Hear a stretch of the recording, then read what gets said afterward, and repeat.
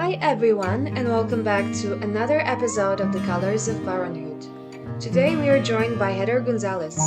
From struggling with postpartum psychosis and bipolar disorder to balancing life with two beautiful daughters, Heather's story is one of strength, perseverance, and hope. Now, let's dive in. Hi Heather, it's really nice having you here as a guest. Could you please start by introducing yourself and share a bit about your background?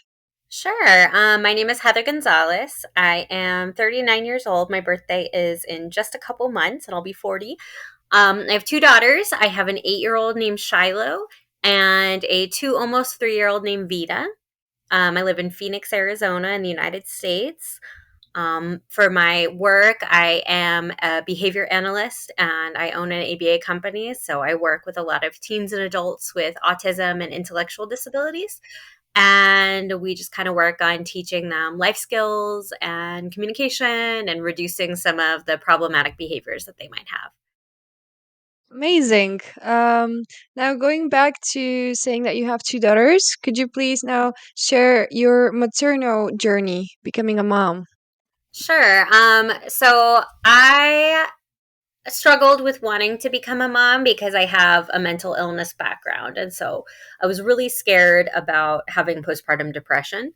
As a woman with bipolar disorder, I was actually much more at risk for postpartum psychosis, but that wasn't something I was educated on. So I really had in my mind, I'm at risk for postpartum depression. I'd experienced depression in my life before. So it was really, really challenging and really difficult and painful.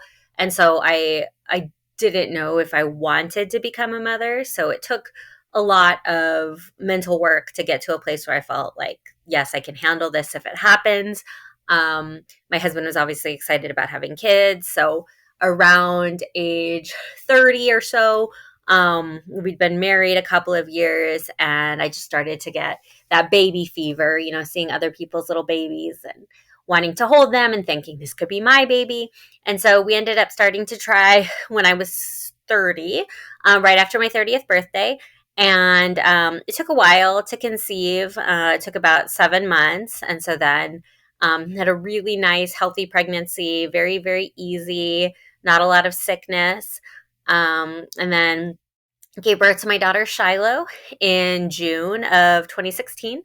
And again, the birth was really easy. And then shortly after she was born, I started It's 10 to. a.m. It's time to stand I up and have stretch. I have Let's take a a break clock for going 10 off in my minutes. room. I'm so sorry. I don't know if that's going to disrupt the story too much, but I I um I struggled to sleep in the hospital. So that was a really difficult situation to be in because, everybody expects you to struggle to sleep. So nurses were coming in, asking you to nurse, checking your vitals. And so I felt very kind of amped up and hyped up. I was experiencing the early stages of mania. As a bipolar woman, I had actually never experienced mania. I had the diagnosis of bipolar 2 prior to this incident, which means that you experience something called hypomania, which is a lower level. It's usually very functional. You often don't have debilitating symptoms. So I really wasn't sure what this new feeling was, but it was a lot of high energy, feeling amped up, feeling kind of like a superwoman. I felt like, wow, I just gave birth. I am amazing. So kind of this elevated sense of self. And we got home and I still hadn't slept. Had a few days with, just normal maternity leave, baby at home, people coming to visit. Still wasn't sleeping. And that process of not sleeping lasted from several days before giving birth to about 5 days after. And finally, about the fourth day home, I finally told my husband, I haven't slept since before I gave birth. And he was obviously really concerned. So we ended up getting um, an emergency prescription for Ambien, which was able to let me sleep for that night. But I struggled on the following night to fall asleep. So I ended up taking a second Ambien and then a third Ambien, which is really dangerous. But in my mind, kind of clouded, I was thinking it was similar to melatonin, where you can add another dose if you are not feeling sleepy. So, unbeknownst to everyone, I had taken a small overdose of the Ambien.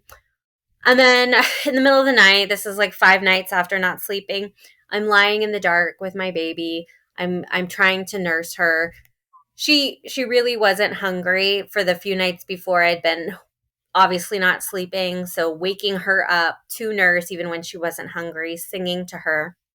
So on this night, as I lay there, I started to have a hallucination and a delusion. So I could feel my skin tingling. I felt very like I was vibrating with the energy of the universe, and I felt that and believed that my baby was taking my life force from me as she nursed. And as she nursed, she was causing my body to shrivel and to lose my life force, as I'm saying. And so she was growing exponentially and getting bigger and bigger, and it was a miracle, and people were coming from all over the world to watch this baby grow and grow and grow, and nobody seemed to notice that I was just fading and falling apart. So then the delusion kind of shifted, and all of a sudden I was imagining that I was in a coma, that my body had gotten so sick from feeding my daughter that now my body was kind of locked in a coma and my mind was stuck in the consciousness. I could see my living room. I was present in my mind, and I knew that I had to wake myself up. And if I didn't wake myself up, then I would die in the coma.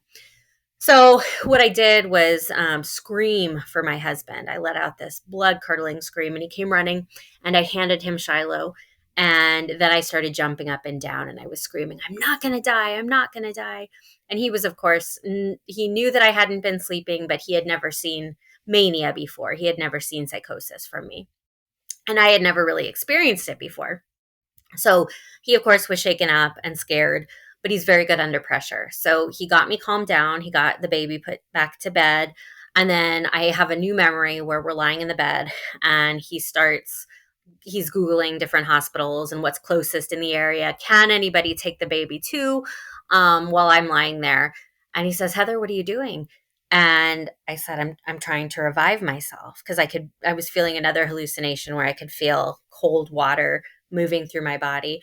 And I believed that I was trying to resuscitate myself as I lay there with my body in the hospital. And I could hear the machinery beeping, even though obviously I was still in the bed with my husband. I don't remember much for the next few hours until we were driving to the hospital. So my mother-in-law came and took care of our baby while my husband and my father-in-law drove me to the hospital.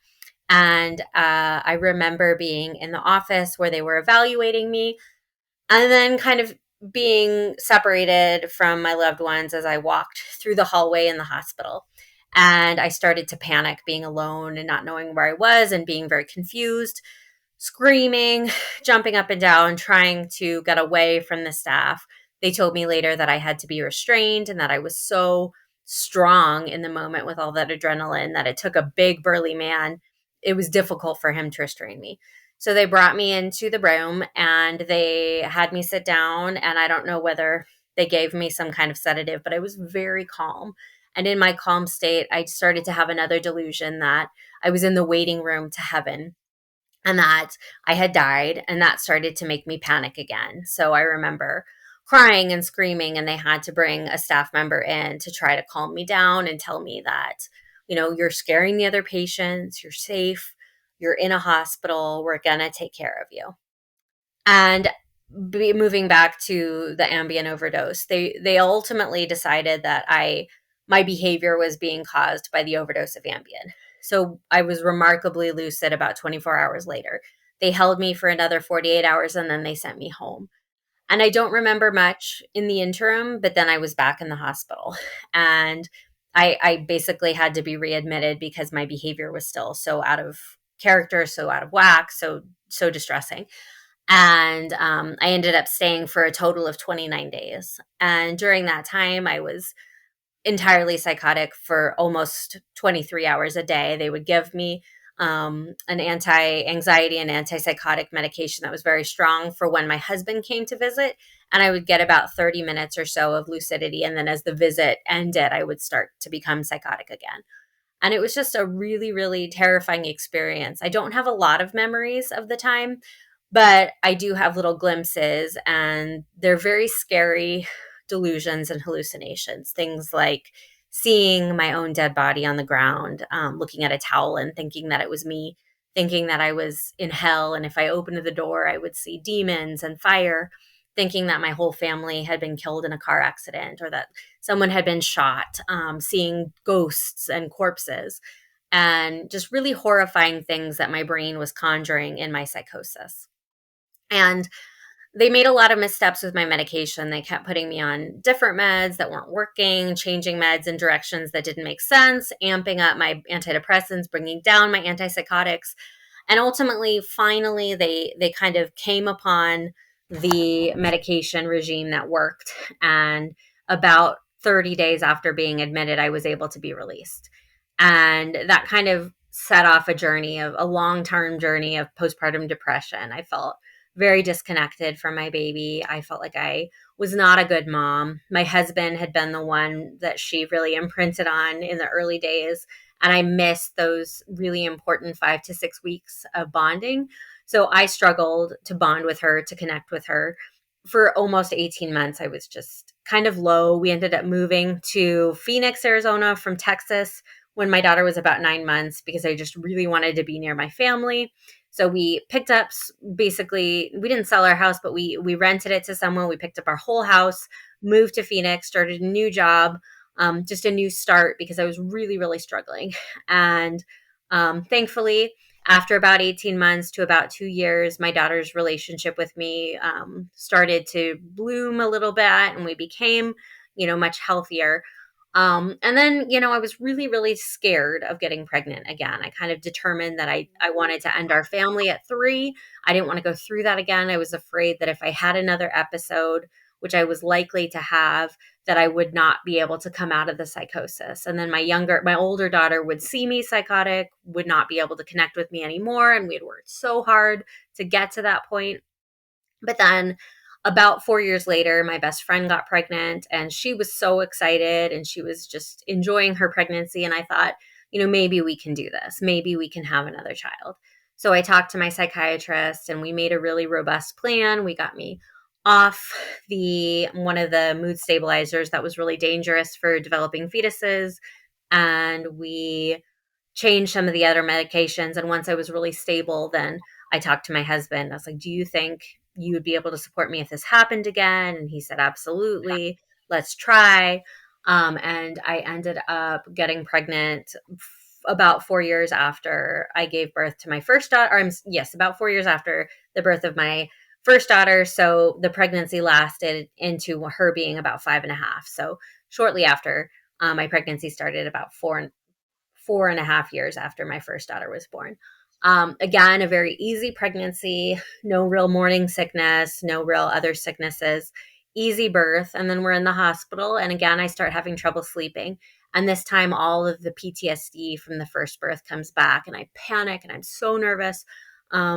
We get home and I end up having a pretty significant panic attack the first night home, thinking, oh my gosh, it's happening again.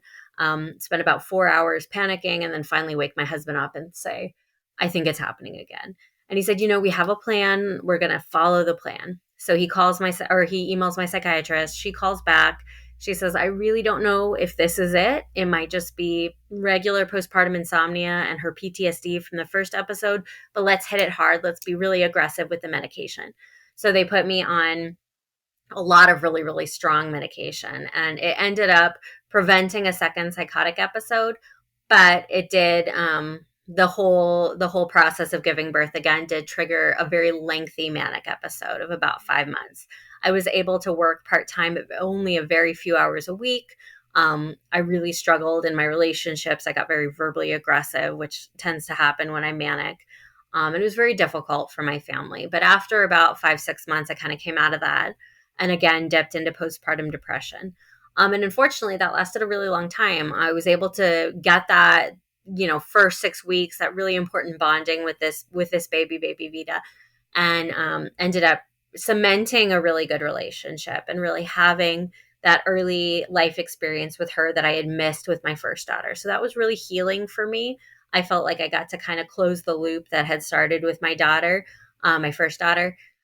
And I really finally feel like everything is kind of balanced out. I do continue to kind of go up and down in depression since my daughter was born. But overall, I have a really good relationship with my two daughters. My older daughter is now 8, and my younger daughter is about to be 3.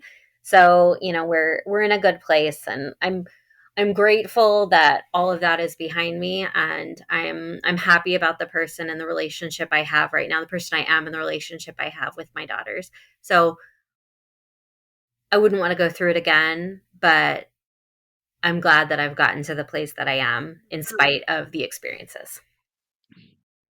Thank you.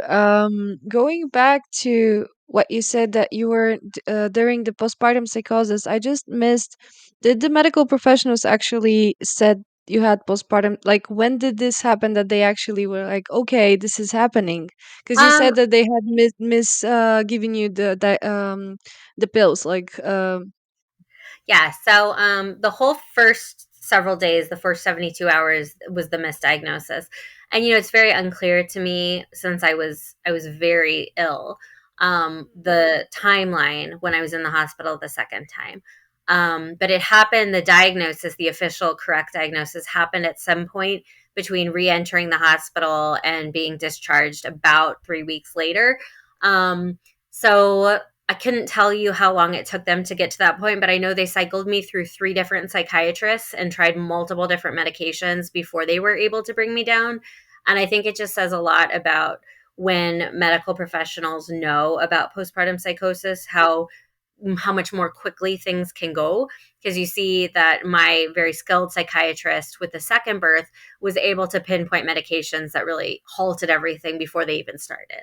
So unfortunately, the misinformation and the lack of information that the professionals had in the hospital the first time prolonged my episode. mm, yeah. And for your postpartum depression, did you get any help, like support with not only medication, but because you said it prolonged it quite for a long time, were Mhm. you educated enough? Did you feel like you were prepared? Because you were saying that you read about it and you were preparing for having postpartum depression. To be honest, I didn't really know I was depressed. I just kind of thought that I was doing a bad job, and I was kind of stuck in this mindset that I'm a bad mom. And I didn't really think, I could be sick. This could be something related to my brain health. It could be something related to the experience. It could be PTSD. Altogether, I just thought I'm bad at this, and it makes me sad. And so I think if someone had been able to point out to me, like, you might actually be clinically depressed from childbirth, I think that could have helped me decide to go into counseling or try to target new medications with my doctor. The shift to Arizona was difficult because I had to find a new psychiatrist, and the one I found wasn't very good. So I went from having a pretty skilled psychiatrist in Texas to a very ill-informed psychiatrist back in Phoenix. And he again made some missteps that unfortunately led to a secondary manic episode about 2 years later, and or maybe, yeah, 2.5 years later. That was difficult and kind of um, man- made it very clear that yes, this is a diagnosis of bipolar disorder. This is not depression. Hmm. Um, Okay, because I was curious because I've talked with so many other women as well, and actually, when say like people that are prepared, you are never prepared when it comes to depression. And what you just said, like you weren't aware that you're actually depressed. I think that's the case with almost everyone, and it's like it's easy to see when someone else is depressed. So maybe it's a good idea to educate and more people to be able to recognize it because it's easier to see another person than yourself. Yes. It's also very difficult to, because of the stigma that it, I don't know if stigma is the right word, but the expectation that mothers should be joyful and should be enjoying the new days of motherhood, and that it should be filled with love and growth and joy. And that when you are struggling and you're having dark thoughts, you don't want to tell anyone. You want to put on a face that you can do this. And I think being a woman, so much of societal expectations are that if you become a mother, you're a competent mother, you're a good mother, you're a loving mother, you want this role. And so when you don't feel those things, I think it becomes very easy to hide that and try to just Yeah. soldier on instead of being clear and open with the people around you who could help you and could let you see, hey, it's not that you're a bad mom, it's just that you're sick. Yeah. I think with the postpartum mental health issues, it's such a vicious cycle because people are closing themselves and they are not asking for help because of all the pressure that is outside.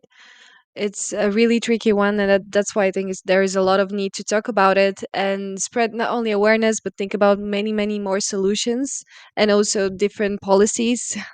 Yes, for sure. Um, and did you, you said that you're not willing to have a third child because of the traumatic experiences, right? So I'm going to be 40. So I'm a little worried Yeah. about, my age and advanced maternal age with another child. We have talked about adopting. And although there aren't hormonal risks with a newborn, there could be sleep deprivation risks for me. If I were to be the primary nighttime caregiver, I really think we could manage that though. I was the primary nighttime caregiver for my second daughter and did not become psychotic. And so I think there really wouldn't be a risk of mental health, a relapse or anything like that with an adopted baby. But we just have to get to a place where it's the right fit for our family financially and the house, having a house big enough for three kids. And but it's something we've played with. Yeah. And did you find communities like supportive communities, people going through similar stuff, in place where you are, or Yeah, online communities? well, I did find an online community, which has kind of opened the door to some advocacy work. So, my husband joined a postpartum psychosis forum on Facebook while I was in the hospital to get some answers, find out if anybody had been through this before, what they did, what medicine worked. And so, when I came out and I was a little more lucid, he told me about it and I joined. And I just kind of participated kind of casually, passively for several years. And then I ended up using it, trying to use it for well, to back up a little bit, through that, I got connected to a woman who connected me to Postpartum Support International's Arizona branch. And so I kind of jumped into that um, around the time that I had my second daughter. And so I ended up speaking at the Climb Out of Darkness Walk, which is a really big fundraiser for women who have gone through postpartum and perinatal mental health and anxiety disorders. And so I spoke about my postpartum psychosis episode there, started to get involved a little bit in advocacy there. And then last year in October, I was asked to speak at a symposium about my postpartum psychosis episode in relation to screening for postpartum psychosis. And I had asked in my Facebook group about different symptoms and signs that people had had. And then I was taken aside and told, this is not really the right forum for this, but it sounds like maybe this could be something we need to look into, this kind of peer to peer research advocacy based support group. So they created a second arm, a chat that they made me the moderator for support. I'm sorry, for advocacy and research. And just kind of through that and getting to know the moderator a little better, that kind of kickstarted a little bit of bigger advocacy in the postpartum support international community. Very recently, last month, at the end of the month, I spoke in DC about my postpartum psychosis experience with several other survivors. So we held a talk, a panel discussion at the big conference for postpartum psychosis. I'm sorry, Postpartum Support International, their annual conference. So we were one of about 40 different speaker engagements to speak, and it was a panel of all survivors. So we shared what we felt was most important for the community, the birthing community, to know about postpartum psychosis. And that was really impactful and exciting to be part of. So I'm joining the postpartum psychosis task force for Postpartum Support International. And I hope to just continue my advocacy from there. Amazing. And what would you say are the biggest obstacles or struggles to raise awareness? So, what is the biggest stigma around postpartum psychosis? I think, I mean, just what people associate it with is infanticide. And so, very recently, within the last 2 years, there was a big case in Massachusetts where a woman committed infanticide and killed both her infant and two older children. As a result of being untreated for postpartum psychosis. And the really tragic part of that story is that she was seeking treatment and unfortunately was not given a bed at the hospital in time. And so people either don't know that it exists or they associate it with figures like Andrea Yates, Lindsay Clancy, and other women who unfortunately go on to commit infanticide or kill their other children. And so, unfortunately, people don't seek help because they don't see themselves in that potential story. They say, no matter how sick I get, I could never hurt my children. And the truth is, if you have postpartum psychosis and you don't hurt your children, you're not a better mother. You're just lucky. You got help in time. You had the right people around you. None of us can predict how severe the illness can be, and it doesn't discriminate. And so we're all at risk. Those of us who are at risk of having it, and truthfully, although bipolar disorder is the largest risk factor, any woman who doesn't sleep for many days in a row could be at risk of psychosis. And so it's really important to protect your sleep, even if you're not at risk. And so what becomes really dangerous is that it's typically considered the mom's role to breastfeed. In those early days, it's really important that the baby gets milk every 2 to 3 hours. If you're someone with disrupted sleep and waking up that often disrupts your sleep and doesn't allow you to get back into sleep, it's very difficult to be the sole feeder at that time if you're exclusively breastfeeding. So a lot of women are at risk, and unfortunately, if you're not educated, which the majority of women are not educated, you're at significant risk of having this happen to you, even if you don't have biological markers for it. Yeah, definitely. And it's such a tricky thing. And I'm probably it's because also you had a support from your partner, whereas I can Mhm. imagine that women who are going through this alone, the risk is much, much higher. Like what was it like for your partner also experiencing this thing? Does he talk about it with you? Because it's a really matter of your family being aware how to help you and also how to help themselves to go through this with you. Yeah. Well, it's not something we talk about a lot. It really did impact him negatively. It was very difficult. He was trying to work full time, new parent, taking care of a baby, wife in the hospital. So it was very difficult for him. He doesn't open up about it very often, but he's again a very good planner, very supportive, and knows how important it was to our family to expand and have another child. So um, he was ready to do anything necessary to support me and to create an environment where everybody felt safe. I remember being at the OB about 6 days after giving birth.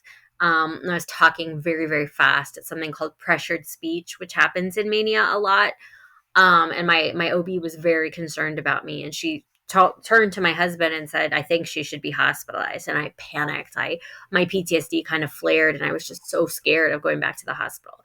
So it would have been easier for him to just have me go to the hospital and not deal with the personality changes, the excessive energy, the impulsiveness that I was displaying, the fear.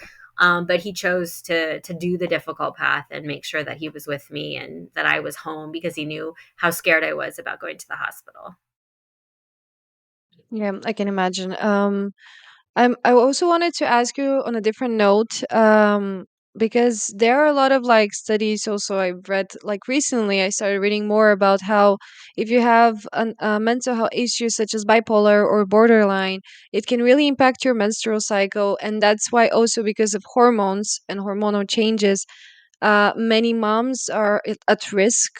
New moms are at risk of experiencing postpartum mental health issues because of that. Would you say that you've experienced or have you seen any more changes during your cycle and specifically noticing because of your bipolar? I would say no. Menstrual cycles have been really unpredictable for me, and I have an IUD, which actually effectively cuts out the bleeding portion. So I don't keep track of my cycles. I don't know when I'm ovulating anymore. It's just kind of baseline. I don't notice changes that are every 4 weeks. You'd have to ask the people around me whether they can see it. I do know I recently was talking at the conference to women who are perimenopausal, and they're very nervous about that hormonal change. Apparently, those of us who've had postpartum psychosis are at high risk of another episode going through menopause with those estrogen changes. Okay, well, that's a really good thing to know, I guess, because I can see that there is just so much lack of information when it comes to postpartum psychosis specifically, and also I think it's about postpartum anxiety also, and post traumatic stress disorder after giving birth, because I definitely can see stigma around postpartum mental health issues overall, but postpartum depression, at least there is more education and it's getting more and Mhm. more awareness. But would you say that there is like really lacking for anything else? Yeah. Yeah, so speaking to PTSD from traumatic births, that's something that most women don't even realize might be an issue for them. I think also, once the birth is over and a baby is healthy and safe, everybody kind of just focuses on moving forward. And women who have unplanned C-sections, that can be as routine as it might feel for the doctors, that can be incredibly traumatic for the moms. And if they don't get the support emotionally and process that, that can bleed into perinatal mood and anxiety disorders like anxiety and depression. Um, that might not necessarily be hormonal, but might be related to not being able to process the traumatic birth. And I do think that things like postpartum anxiety are very difficult to kind of tease out because all new moms and dads are anxious. We're taking care of this new life and it's scary. And is the baby breathing at night? Did I give them the wrong amount of formula? And there's just all these fears. And so it's hard to know the line between what's healthy and what is pathological and when you need to get help. And a lot of women, again, are not going to share the really scary thoughts they're having out of fear of being stigmatized or thought of as less competent as a mom. So a lot of that we're keeping inside and not telling anybody. Yeah, yeah. Also wanted to ask you, because I was thinking for the breastfeeding period, because it's such a, also a discussion how breastfeeding is affecting postpartum mental health as well. If a mom cannot breastfeed or there is not enough milk, and because you experienced this specific hallucination, was it harder for you to breastfeed after it? Like, were you thinking about it? I wasn't able to breastfeed because I was in the hospital for so long. We just started her on formula. And then when I came out, I was on so many medications. I'm actually a super producer if I were able to breastfeed. So my milk lasts, even when I stop breastfeeding, it lasts for about a year. I still produce. And so I would have been physically capable of breastfeeding, but I was on really significant antipsychotics and benzos and mood stabilizers. And so just we decided it wasn't healthy for the baby to be taking in those medications through breast milk. And so we formula fed. And I don't really think that the delusion about breastfeeding really impacted me after the fact. I didn't really think about it too much. We tried to have me breastfeed with my second daughter, and we were somewhat successful because of the medications that I had to be put on as an emergency measure. There was one diazepam or Valium that causes sedation. So I had to be off that medication before I could try to breastfeed. So I pumped and I dumped the milk for about 10 weeks before I was able to try to breastfeed. And she was able to latch, and I did breastfeed for about 8 weeks, combo feed. But then we decided, it's not really good for my mental health. We've had one healthy baby already on formula. Are you doing this for yourself to kind of prove something, or is this for the baby? And we kind of decided, this isn't really a good fit for our family. So then we moved to full formula feeding again. Yeah. Would you say that there is this, like, people are saying that breastfeeding is better than formula? Because what you just said, like, you have to think about, are you doing it because of yourself, because you already have a healthy child with formula? Would you say there is this stigma? Because I've seen it. Yeah, for sure. And I don't know how many people would actually come out and say, I judge you for formula feeding, but I was Yeah. recently talking to another mom who said, if she had to formula feed, she would go into the bathroom and fill the bottle because she didn't want to take out her can or her bottles at the table at a restaurant because she was afraid of being judged by strangers. And I remember even myself being at a baby shower years before giving birth and seeing a mom pull out a can of formula and myself judging and saying, like, why isn't she breastfeeding? That baby's young enough to breastfeed. And so even someone who now claims to be proactive and compassionate to moms had those judgmental thoughts. So I think it's just really built into, at least in American society, I don't know how it is in other countries, but just, breast is best. And formula is a last ditch effort. But if you see someone formula feeding, maybe they're just being lazy, or maybe they're not committed to it. And so I do some blogging. It's been a little while since I've done a post, but I did one about breastfeeding and the toll on mental health. And there were women who, they were counting every single ounce and every minute that they were pumping. And one woman had twins, premature twins, and she was killing herself to breastfeed. And so ultimately her husband put his foot down and said, you need to stop. You're suffering and the babies are fine, and they just give them formula. Yeah. Would you say that those topics are primarily between moms and like parents communities? Because speaking from like from myself, that I'm not a parent, I learned so many new things from speaking with my guests on the podcast or other people that I work with, and I kind of realized that no one talks like in society about any of those things. Like it, but people talk about mental health, but they don't talk specifically for parental mental health issues at Mhm, all. mhm. Well, interestingly, fathers are at risk of postpartum depression as well, even though there's nothing hormonal. Men, fathers specifically, are. I don't know if I want to say father. I think the research is with fathers instead of like homosexual partners. I don't know that there's as much research with like two female partners. Or two male adoptive parents, but the research shows that with a male husband or partner who is the father of the baby, there's like a 1 in 10 chance that they will Yeah. have postpartum depression as well. So that's something that is really not talked about and highly stigmatized, especially in, a society where a man is supposed to be strong and stoic and not have emotions. Yep, definitely. It's a huge issue like, as well. And also, I can imagine if a mom is experiencing anything like postpartum depression or anxiety or psychosis, and if the other partner is not aware or educated, this can also influence him to experience some postpartum issues. And in that sense, if this happens, where would you go for support? What is your first thought? Like to your OBG or to your therapist? Where would you go in America? Are you asking if you yourself are experiencing postpartum symptoms? So, Yeah, well, and your what happens? partner. Well, in the United States, what happens is that at your 6 week appointment with your OBGYN, they screen you for postpartum depression specifically. So that's really the first place it would catch you. Some pediatricians will screen the mom prior to that at some of those early appointments. But for something like postpartum psychosis, which has such a fast onset of sometimes under 2 weeks, there's really no chance to catch it.